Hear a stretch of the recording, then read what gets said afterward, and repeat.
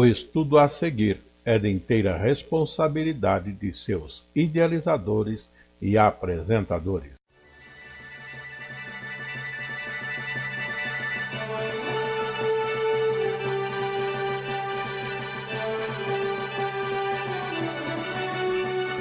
Dentro da série Personagens Bíblicos, vamos estudar com Pastor Afonso Chaves a vida de Jeroboão.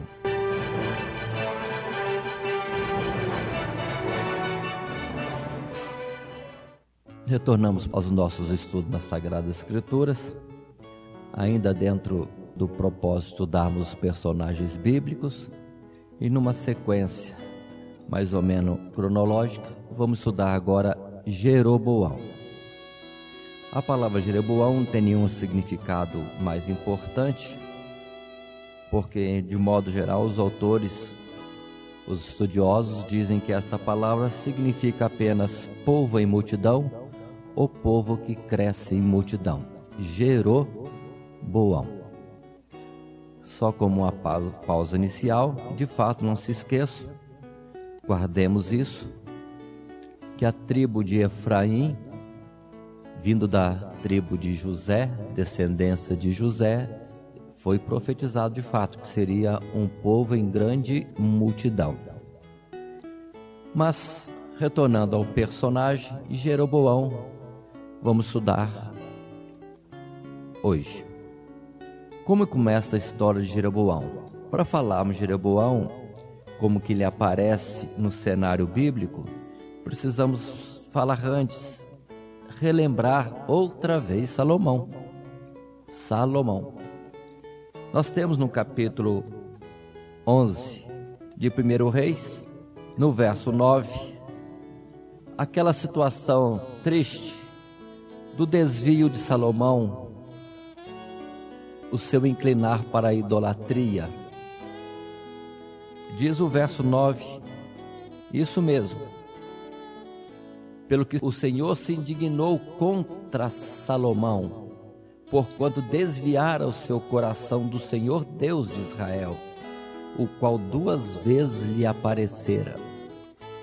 E o Senhor, para correção de Salomão, deu uma sentença que está no verso 11, pelo que disse o Senhor a Salomão, visto que houve isto em ti, esse desvio para a idolatria, que não guardaste o meu conserto e os meus estatutos que te mandei, certamente rasgarei de ti este reino e o darei a teu servo. Ainda o verso 12, todavia nos teus dias não o farei, por amor a Davi, teu pai, mas da mão de teu filho o rasgarei. Pronto. Salomão pecou, um pecado que foi dele, mas não só dele, na verdade era do povo. O povo estava se inclinando para a idolatria também. E o castigo seria isso, que o reino seria dividido e entregue a outro. Mas nesse mesmo tempo, diz a palavra do Senhor, no verso 14 desse capítulo, que Deus levantou vários homens adversários de Salomão. Observemos que Salomão era rei, era sábio, era rico, mas agora, por ter desviado de Deus, o próprio Senhor faz com que apareçam adversários.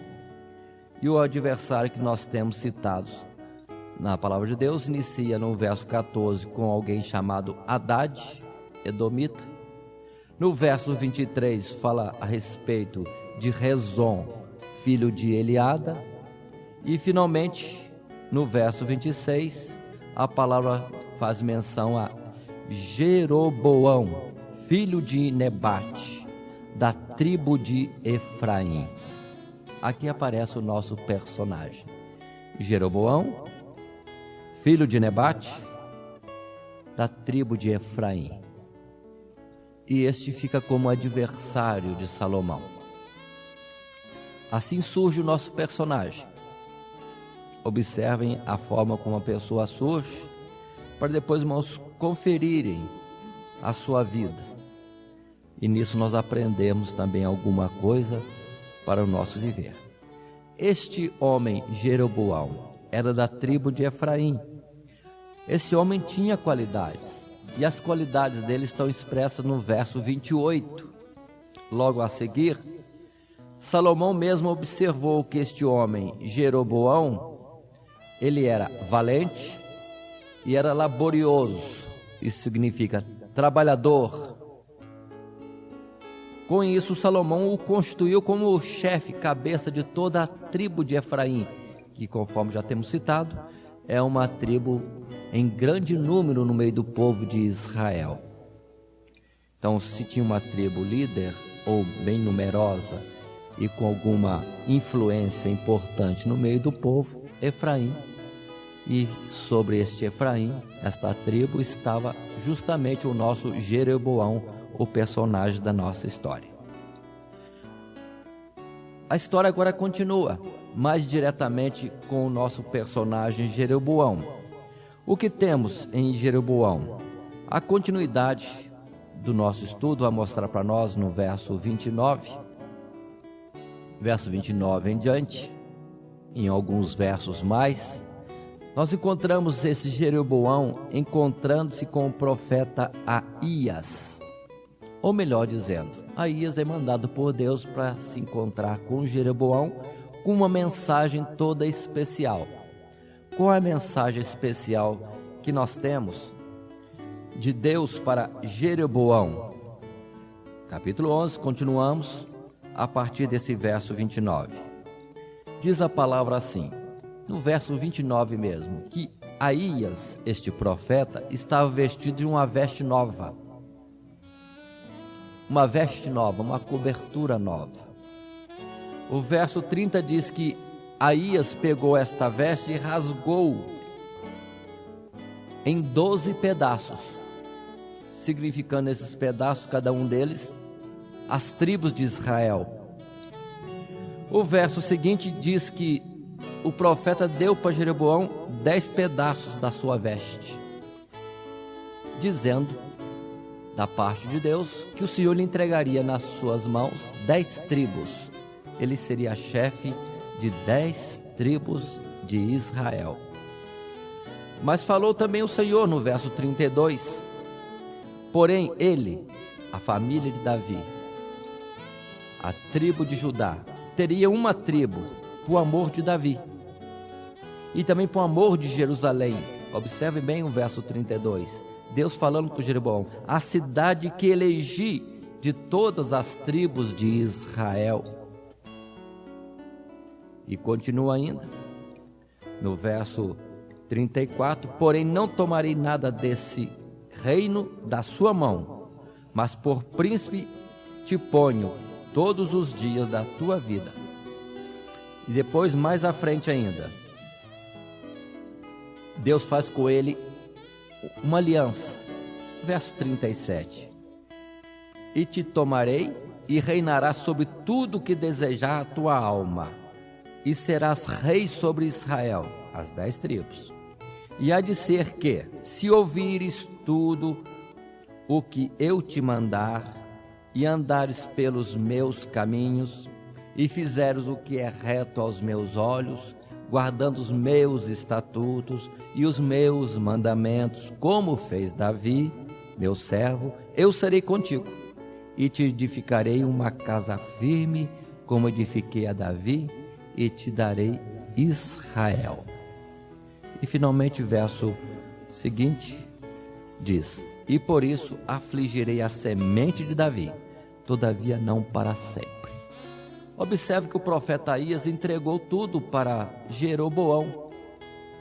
Jeroboão, você vai reinar sobre 10 tribos, não vai ser sobre as 12, porque eu amo a Davi, e por causa de Jerusalém, cidade eleita, Davi sempre terá esta tribo. Davi será afligido, ou a tribo de Judá será afligida, mas não por todo o tempo. Mas contigo eu faço um concerto. Se você andar nos meus caminhos, você terá uma casa firme como Davi. Observe essas palavras. Está todo, vamos dizer assim, a mensagem de Deus completa para Jeroboão. do início da sua vida a partir de então e até os fins do seu dia, na sua descendência, sem limite de tempo. Porque Deus fez também uma promessa a Davi para toda a sua existência, a existência da sua semente eternamente. E agora Deus fez a mesma coisa com Jeroboão, só que na condição: se andar nos meus caminhos, como andou Davi. Que bom, né, irmãos? Uma palavra dessa. Os irmãos iriam se esforçar? Se os irmãos recebessem uma palavra desta, tão gloriosa, os irmãos iam se esforçar? E observe que Jeroboão era valente e trabalhador. E agora com a promessa dessa. No passado nós vemos Davi recebendo essa palavra.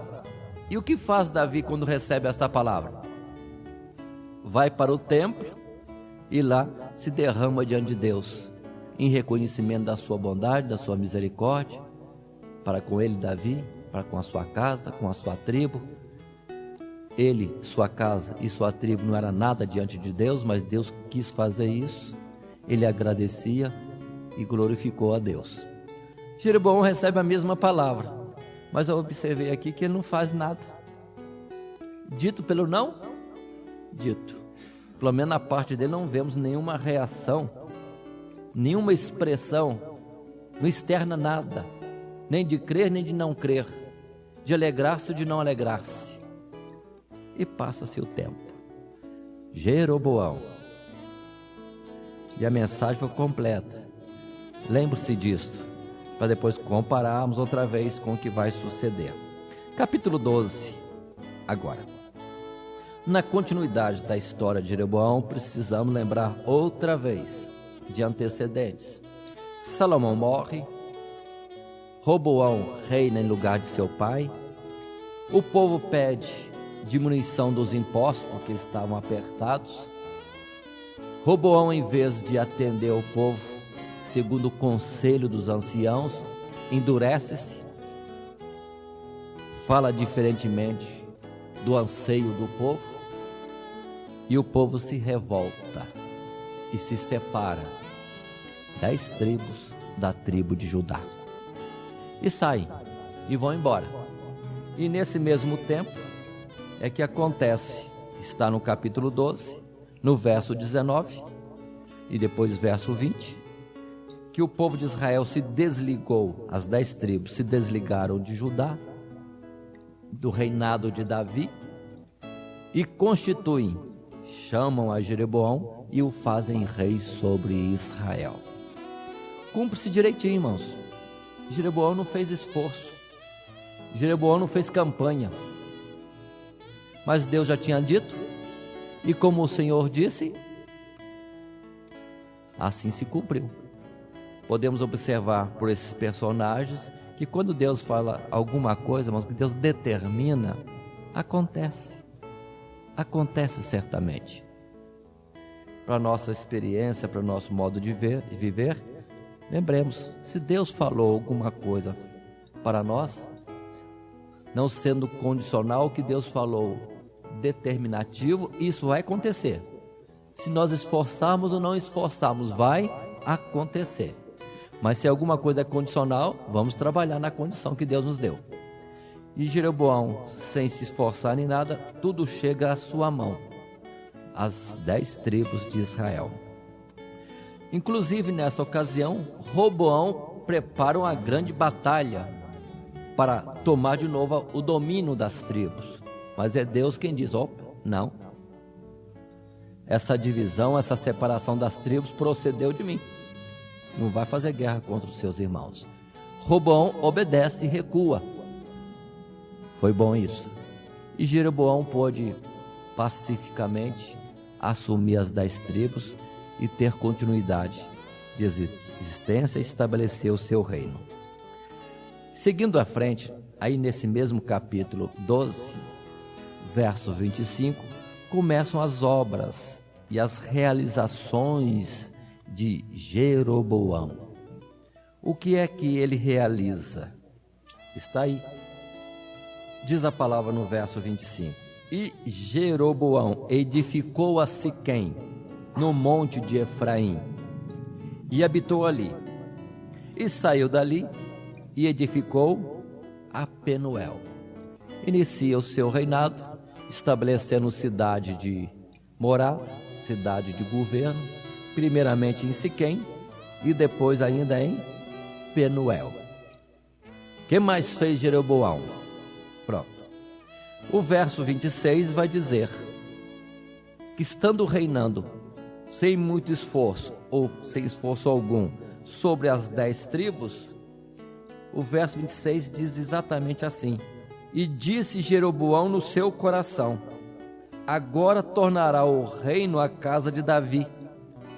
Se este povo subir para fazer sacrifícios na casa do Senhor em Jerusalém, o coração deste povo se tornará seu senhor, a Roboão, rei de Judá, e me matarão, e tornarão a Roboão, rei de Judá.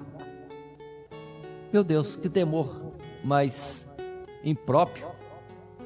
Deus já deu tudo, fez promessa para a eternidade, começa o reinado já com medo de que o povo volte a cultuar a Deus em Jerusalém, e com isso apoiem a Roboão e sejam contra ele. Foi isso que Deus disse? Havia razão de temor em Jeroboão?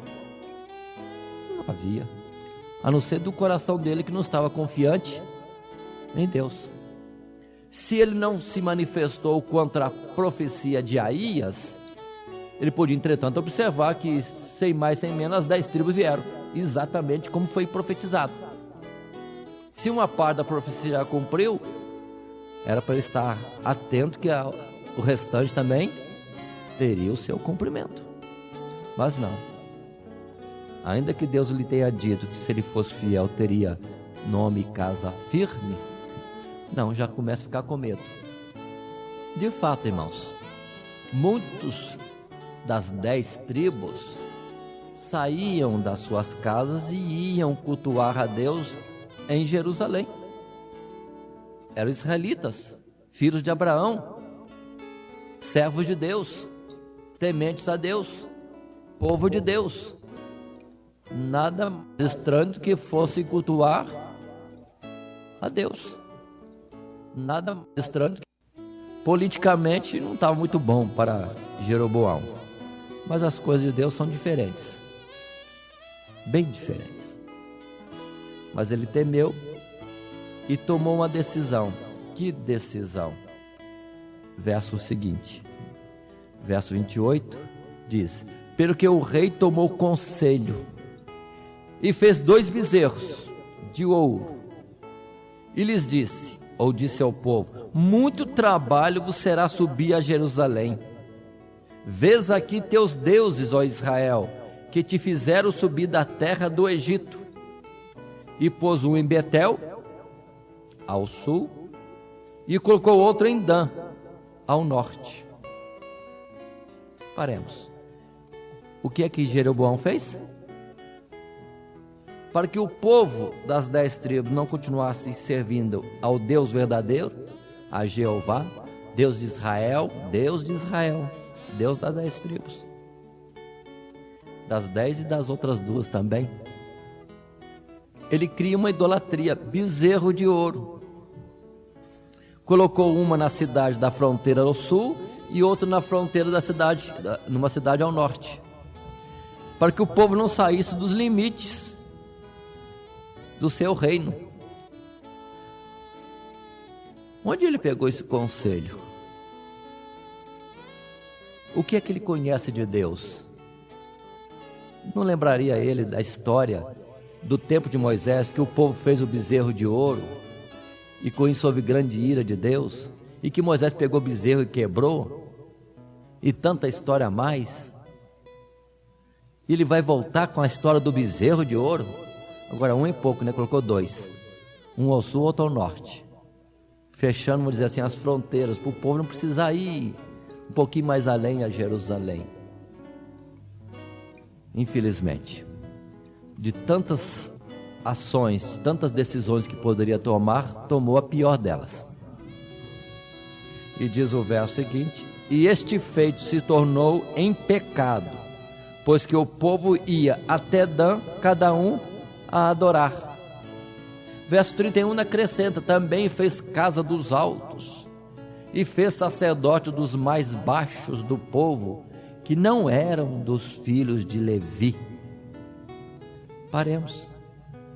Não foi só esses 2 bezerros, 2 pontos de idolatria. Ainda semeou pelos altos, pelos montes, lugares de culto, o que já na lei era proibido. O lugar de culto a Deus é tão somente em Jerusalém. Em Jerusalém. E mais ainda, aqueles que eram os sacerdotes, ou os que eram chamados para trabalhar nas coisas de Deus, ele tirou fora. Destituiu todos os sacerdotes, destituiu os levitas, aqueles que poderiam ter o conhecimento da verdade, ele tirou fora. Aqueles que poderiam, na fidelidade, pelo conhecimento que tinham das coisas de Deus, ir a Jerusalém, ou ensinar, incentivar e continuar no meio do povo, dizendo que o Deus verdadeiro era aquele que era adorado em Jerusalém, não, fez também isso, para extinguir. Observe bem o pecado dele, como é grave e extenso, para extinguir do meio das 10 tribos todo o conhecimento do Deus verdadeiro, o Deus de Israel, o Deus de Abraão, Isaque e Jacó. Deus de Abraão, Isaque, Jacó e José, de qual tribo e descendência ele era. Negou a si mesmo na sua origem. Observe, irmãos, quando as pessoas não andam pelo conceito de Deus, fazem coisas absurdas, achando que está agindo certo e com inteligência. Tem mais ainda? Tem mais. Continuemos. O verso 32 diz: e fez Jeroboão uma festa no 8º mês, no dia 15º do mês, como a festa que se fazia em Judá, e sacrificou no altar semelhantemente. Fez em Betel, sacrificando aos bezerros que fizera. Também em Betel estabeleceu o sacerdote dos altos que fizeram. Tem festa em Jerusalém? Que festa que tem em Jerusalém? Que data que é? Vamos fazer uma festa aqui também para o povo não ir para lá. Isso aí até parece que a história de hoje, né? A gente já conhece algo parecido na redondeza. Tem festa ali? Tem. Então vamos fazer uma festa aqui. Só para impedir o povo de ter comunhão. Ou buscar a Deus, fazer a obra de Deus. Inventa-se uma festa para se opor à obra de Deus. Isso é velho, não é só de Guaratinguetá e outras cidades. Foi lá do tempo de Jeroboão. Cerca de quanto tempo? 1000 anos antes de Cristo vir. Já existia esse costume de criar coisas novas, diferentes, paralelas, cópias, para desviar o povo de um princípio, de um costume anterior, servindo a Deus, e ficar sujeito a uma nova administração. Misericórdia. Tudo isso mostra para nós que as coisas velhas continuam. Salomão já dizia: é o ciclo da vida, nada há de novo na face da terra. Em algum tempo já existiu isso. Paremos outra vez, vamos destacar o que é que Jeroboão está fazendo? Retirando do meio do povo qualquer conhecimento, qualquer ligação com Deus, dando cultos diferenciados, fazendo festas paralelas e colocando um Deus substituto. Meu Deus, por favor, irmãos, observemos isso. Ninguém está cogitando aqui a salvação dessas almas?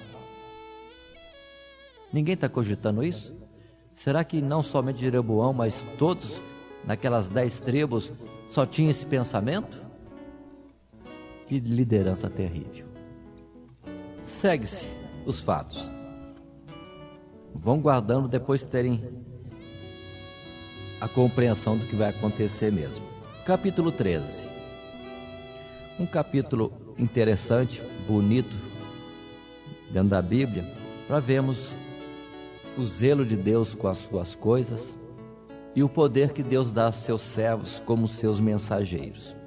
Diz a palavra aqui que saiu um homem de Judá, um profeta, e foi até Betel, a cidade mais perto, que era das 10 tribos.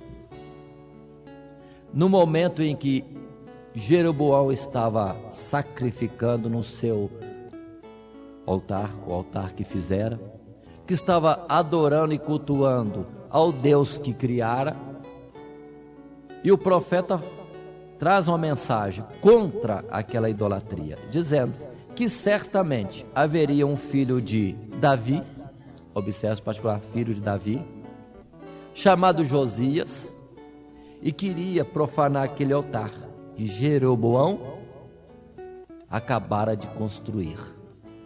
Observem que Jeroboão sabia disso, que Deus tinha dito que o lugar de culto a ele é Jerusalém, e que de Davi não seria tirado tudo, que Davi fora fiel a Deus. Irmãos, atentem a isso.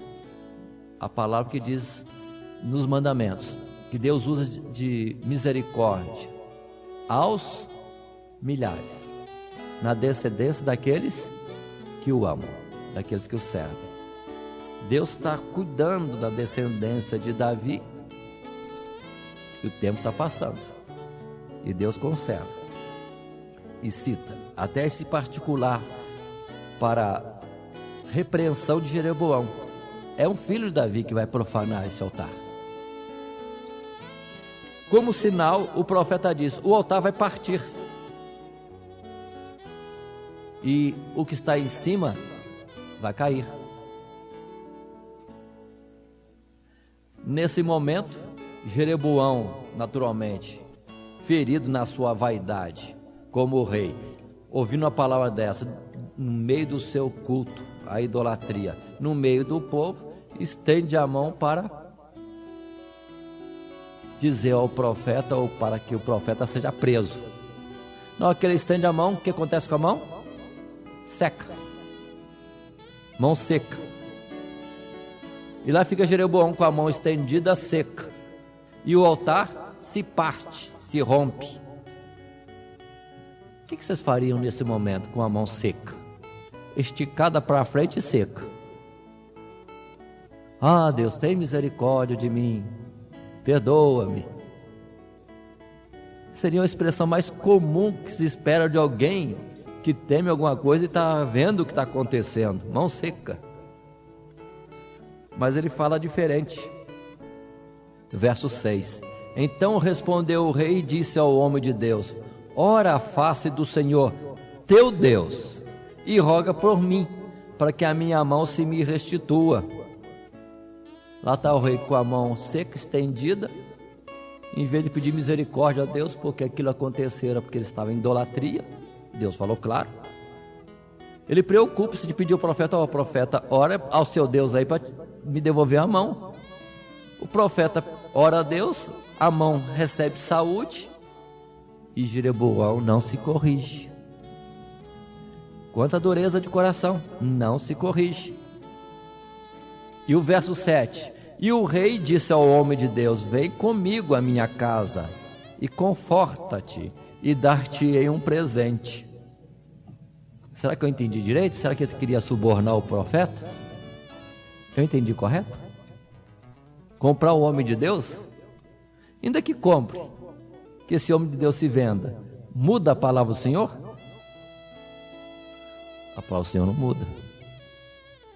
Mas o profeta vai o seu caminho, porque já tinha instrução de Deus para não se deter ali, não comer ali, não voltar pelo mesmo caminho e seguir em frente. Mas voltemos outra vez no nosso estudo de Jeroboão. Jeroboão, tantos sinais na vida dele, tantos sinais, bons e maus, e a nada disso ele atenta. Vamos para o capítulo 14 de 1 Reis. Os dias passam. Diz a palavra no capítulo 14, no primeiro verso, que adoeceu o filho de Jeroboão, cujo nome era Abias. O filho adoeceu. Um dos filhos, que tinha vários, Abias adoece. Com a enfermidade do filho, ele se lembra do profeta Aías, aquele primeiro que lhe deu 10 partes da sua cobertura, dizendo que ele seria rei sobre 10 tribos. Manda a mulher ao profeta com instrução: leva presentes, se disfarça, para que o profeta não saiba que você é mulher de Jeroboão. Ele falou para mim da minha vida. Então agora pergunta para ele sobre o filho Abias. Ele vai dizer. E lá vai a esposa, mulher de Jeroboão, disfarçada para não parecer que é a rainha, procurando Aías onde estava, para tomar informação sobre o filho Abias. Mas quando ela está indo, já o Senhor fala com Aías. Aías já era cego, não precisava nem disfarçar. Já tinha muitos anos de vida, a idade avançada, os olhos já não enxergavam. Então não precisava nem disfarçar.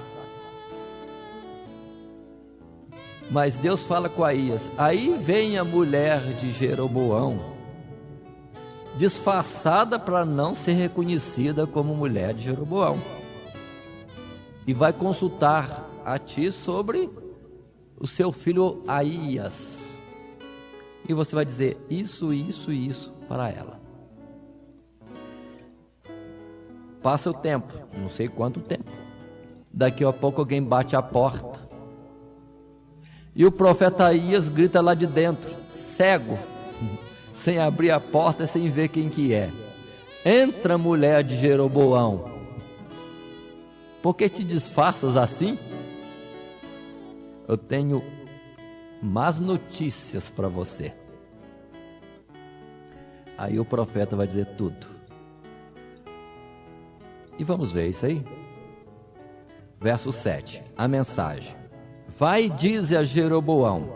A questão, a pergunta era do filho, mas o profeta está dando a mensagem completa. Fala para o seu marido, pai do menino, o rei de Israel.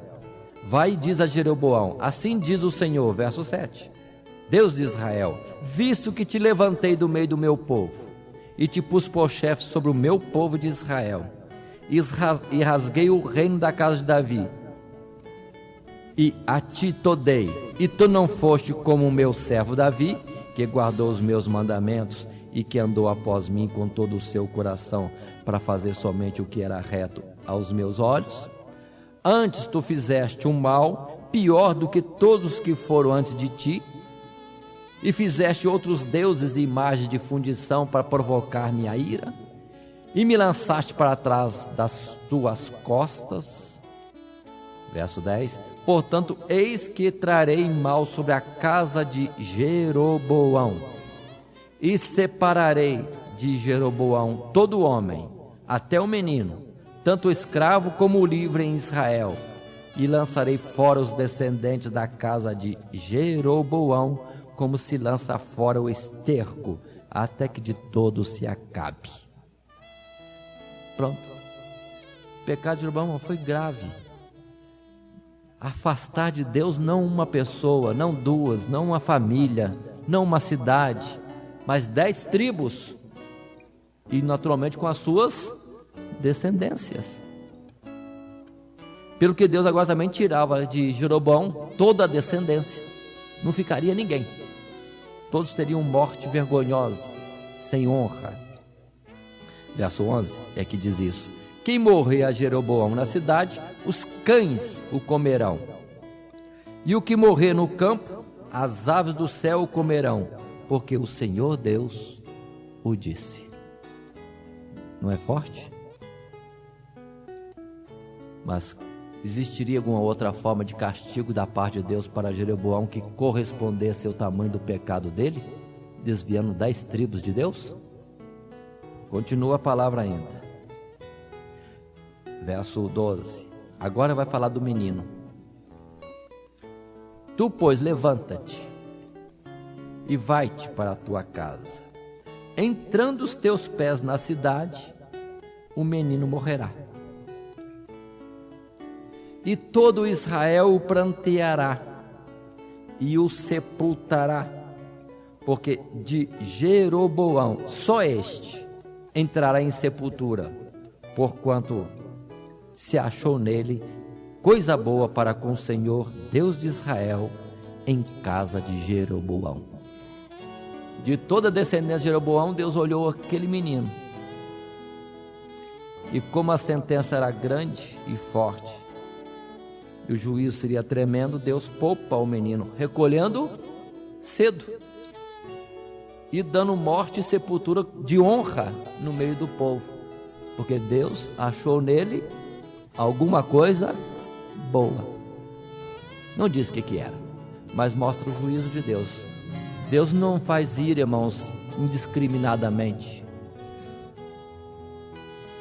Deus, quando vem fazendo o seu juízo, ainda que em grande ira, Deus vai pesando coisa por coisa, pessoa por pessoa, de forma que cada um será julgado individualmente por Deus.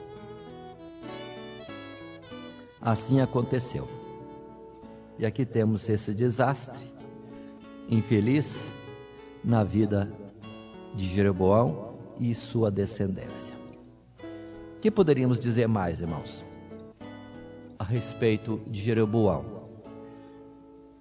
O que podemos dizer ainda, que vamos encontrar agora em 2 Crônicas, não mais em Reis, numa narrativa paralela no outro livro, 2 Crônicas, no capítulo 12, verso 15, fala que houve guerra entre Roboão e Jeroboão todos os dias, todos os seus dias.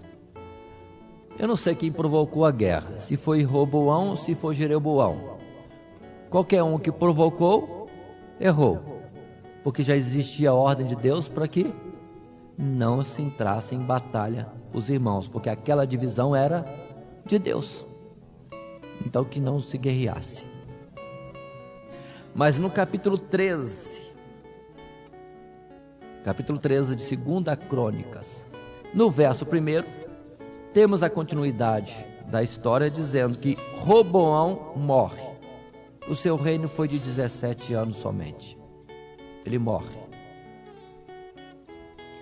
E morrendo Roboão, cuidado para nós não trocarmos os nomes, em Jerusalém, em Judá, ele é substituído pelo seu filho, que coincidentemente se chama Abias.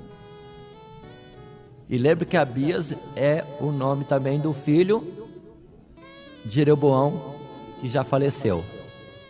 E Jeroboão e Abias entram em guerra. O reino de Judá contra o reino das 10 tribos. Continua a guerra entre irmãos. Mas o interessante aqui, o verso 3 do capítulo 13, que Abias ordenou a peleja, preparou o seu exército. Qual é o exército de Judá? 400.000 homens. Bastante gente em guerra? Bastante. 400.000 homens escolhidos. Mas Jeroboão colocou-se contra ele em batalha com quantos? 800.000. Dobrado. 2 vezes mais. Mas essa batalha e a batalha do tempo antigo, mas é a batalha do grito também, viu? Porque um exército ficava em frente do outro e um gritava para o outro. E o rei de Judá, Abias, coloca-se sobre um monte, um outeiro, e grita para Jeroboão do outro lado.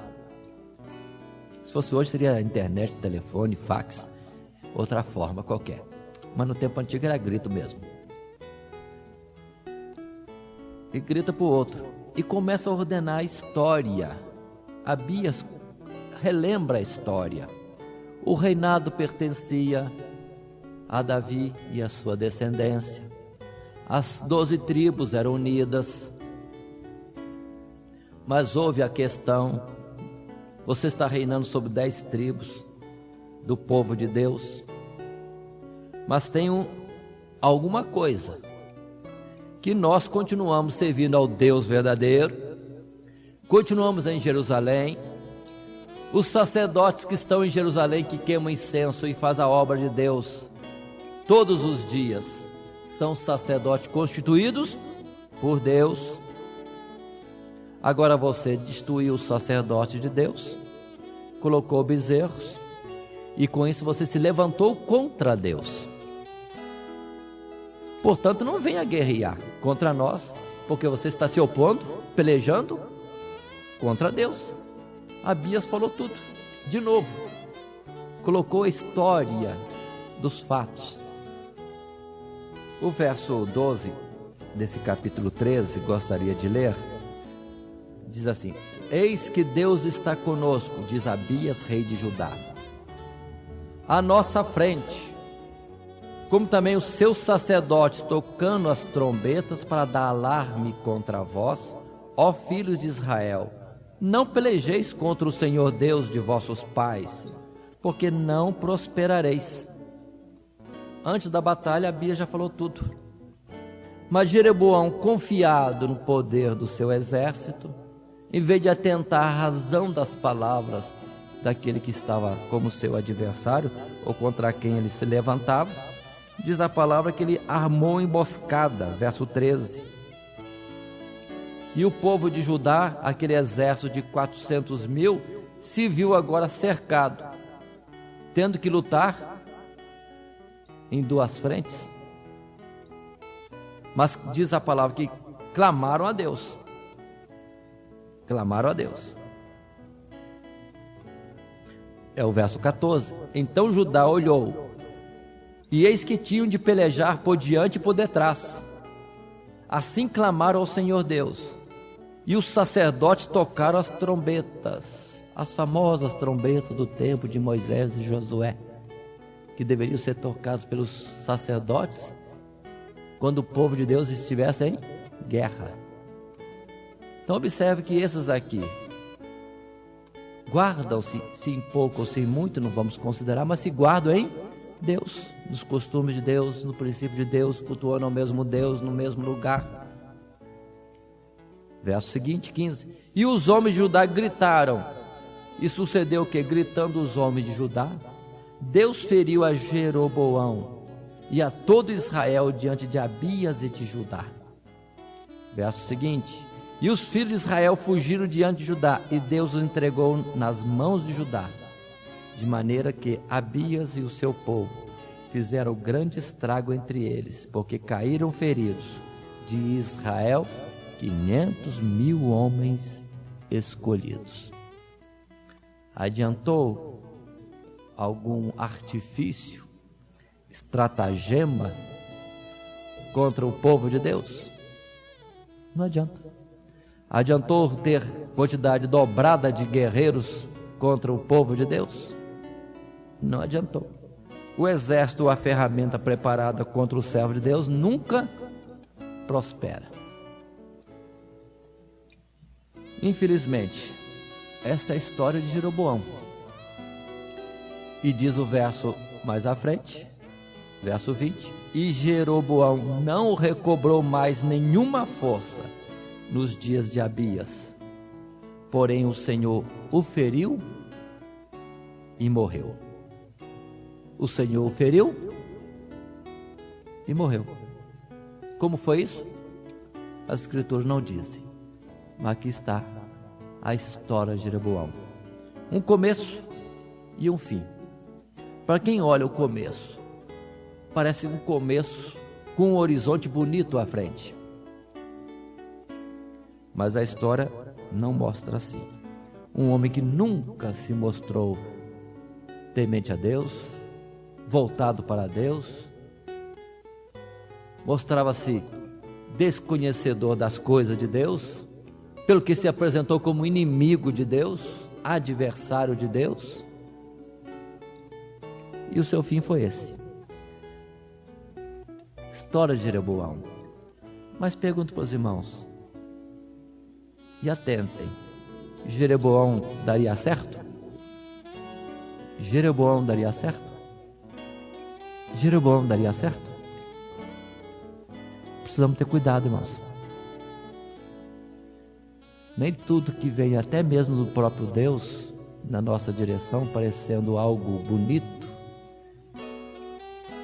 nem sempre na verdade é.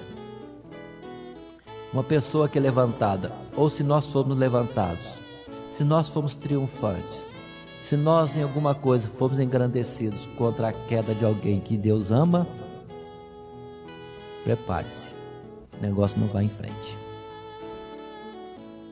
Ferramenta preparada contra servo de Deus não prospera. Observe que Deus falou o tempo todo: Davi, por amor de Davi, por amor da cidade de Jerusalém, não vou atormentar Davi para sempre. Jeroboão era para colocar na cabeça: estou levantado para ferir um que Deus tem zelo dele. Até quando Deus vai me suportar? Irmãos, muitas vezes pessoas são levantadas contra a obra de Deus para castigar, ferir a obra de Deus, ou o povo de Deus, ainda que mereça. Ou alguém pode ser levantado contra um outro para ferir um outro irmão. Mas cuidado, que Deus depois vai trazer juízo para esse. Muitas vezes esse que é levantado parece que está bem, muito bem apoiado por Deus. Não, é ferramenta levantada para trazer o juízo de Deus, mas depois Deus quebra a ferramenta, porque Deus não tem prazer na ferramenta, Deus tem prazer naquele que está corrigindo. Por isso que em Hebreus está escrito, para nós suportarmos o castigo de Deus, os seus açoites, a sua disciplina, porque Ele castiga aquele que Ele ama, porque quer trazer o melhoramento, o aperfeiçoamento, mesmo a correção, e conduzir à salvação. Mas aquele que é ferramenta na obra de Deus para ferir o que Deus está corrigindo, cuidado, ele precisa colocar-se com temor diante de Deus, porque senão ele também vai ser reprovado. Levantou contra o servo ou contra a obra de Deus. Isso não é só Jeroboão. Isso sucede em muitos casos, até em nações que foram levantadas no passado para ferir Israel, mas depois essas mesmas nações foram destruídas, porque Deus julga uma nação, a dele primeiro, usa uma outra para castigar, trazer correção, mas depois Deus se volta para esta e julga essa também. Portanto, irmão, ninguém se glorie em coisa alguma em que cresce e que tem vantagem sobre o outro. Antes, teme a Deus, porque o juízo de Deus certamente virá sobre todos. Se Jeroboão soubesse da lei de Deus, lembrasse de Davi, que era do seu tempo, e de que Deus tinha dito e falado desde Abraão e Jacó, que o reino do povo de Deus estaria na mão da tribo de Judá, era para ele se esquivar e não querer de forma alguma este reino, ou fazê-lo com muito temor, para não cair em desagrado de Deus. Mas não. Ao próprio Deus que lhe deu os bens, que o levantou, ao próprio Deus ele desprezou, e a destruição foi grande.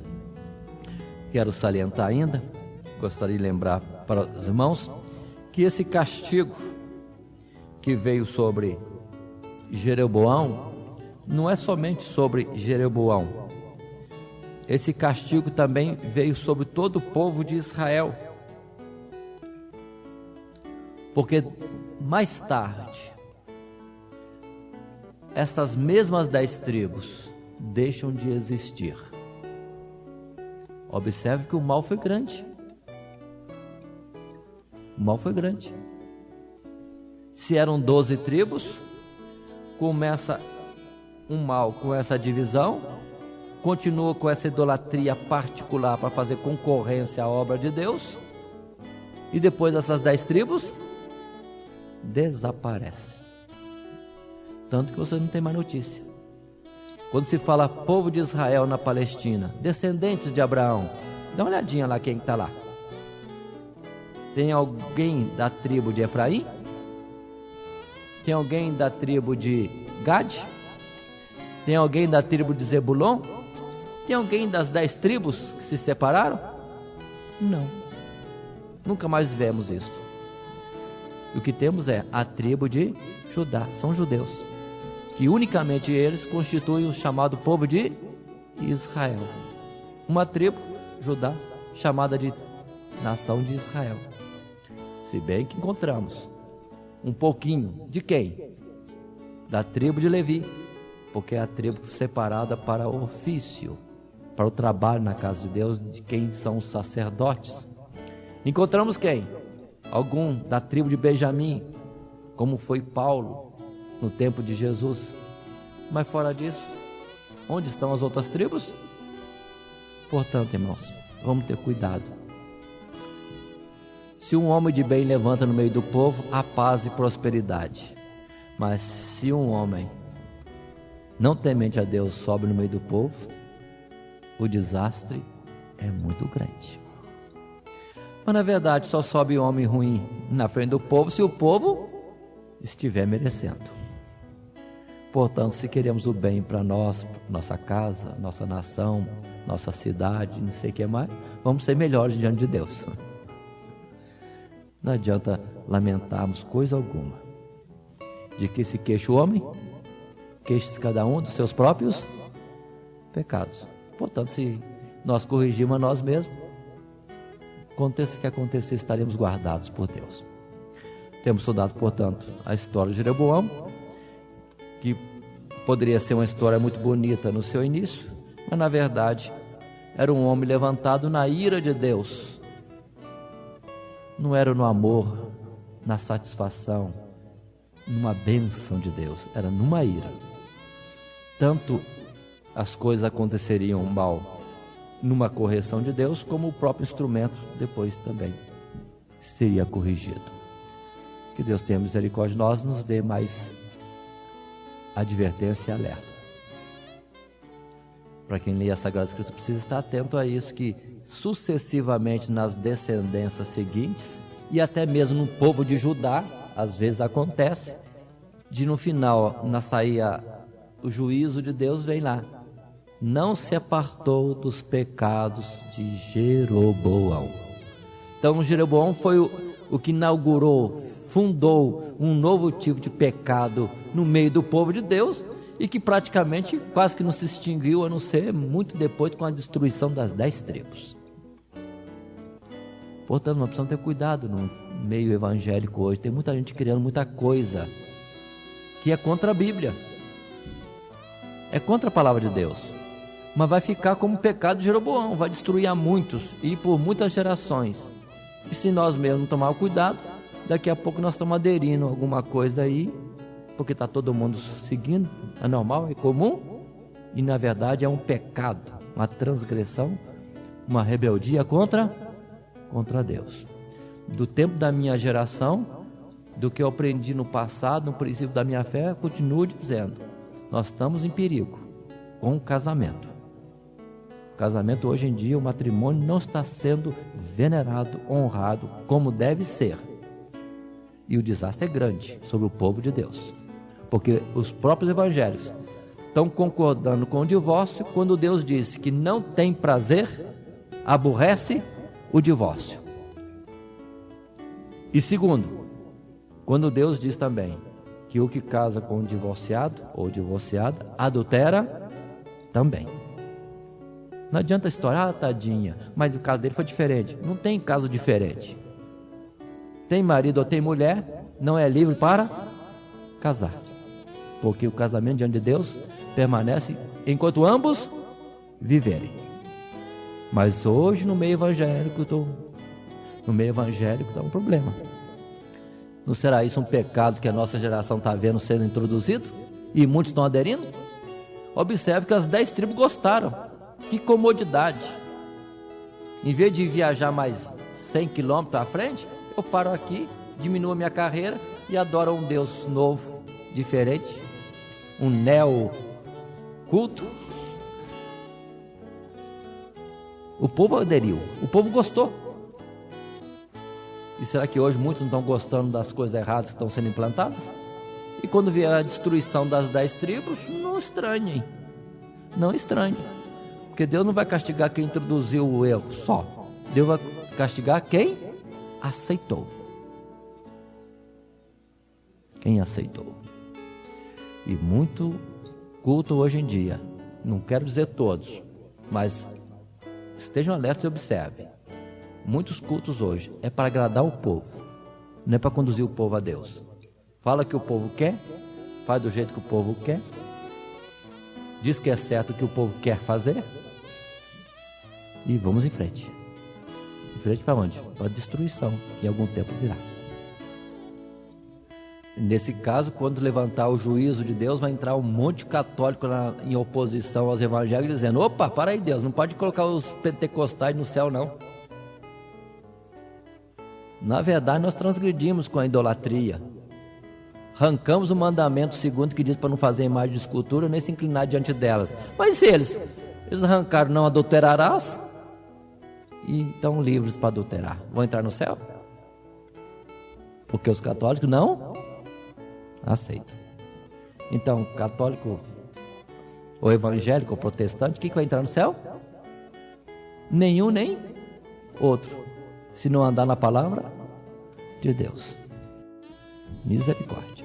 Que tempo ruim que nós estamos vivendo. Bem que o apóstolo Paulo diz: tempos difíceis e trabalhosos, homens amantes de si mesmos. Que Deus tenha misericórdia de nós, nos ajude, irmãos, a batalharmos pela fé que uma vez foi dada aos santos.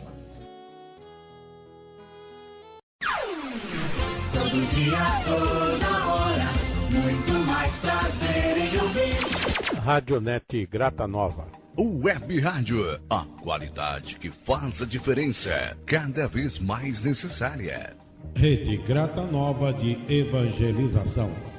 Acesse nosso site www.horadadecisão.com.br. Hora da Decisão, tudo junto, sem acento.